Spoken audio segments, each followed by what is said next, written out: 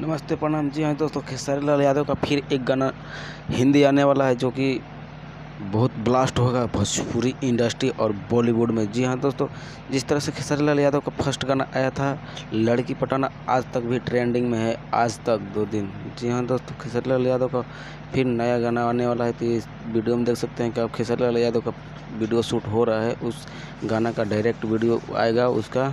और इस तरह से देख सकते हैं कि वीडियो में ये किस तरह से शूटिंग हो रहा है खेसारी लाल यादव सॉन्ग का। और बहुत जल्द ही मिलेगा आप लोगों के बीच सुनने के लिए खेसारी लाल यादव का गाना। जी हाँ दोस्तों, ये गाना उससे भी बेहतरीन है और उससे भी बहुत लाजवाब शब्द लिखा गया है। और इस गाने का याद 2 राज लिखे हैं इस गाने का। तो जी हाँ दोस्तों, बहुत ब्लास्ट होने वाला है, बहुत जल्द ही सुनने को मिलेगा आप सभी के बीच में। और डायरेक्ट इसका वीडियो ही आएगा, रिलीज़ होगा। और ये पता ना, अभी खबर नहीं मिला कि किस कंपनी से रिलीज़ होगा, लगता है कि उसी से रिलीज़ हो सकता है। तो ये खबर आपको अच्छी लगी तो शेयर कीजिए और वीडियो को लाइक कीजिए और चैनल को सब्सक्राइब कीजिए। जय हिंद।